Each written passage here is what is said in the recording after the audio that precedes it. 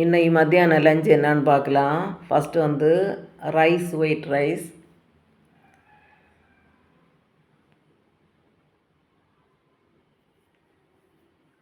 ரசம், மிளகு ரசம்,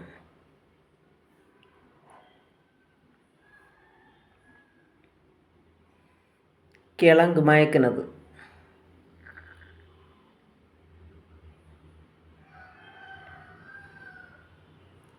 நவர மீன் குழம்பு,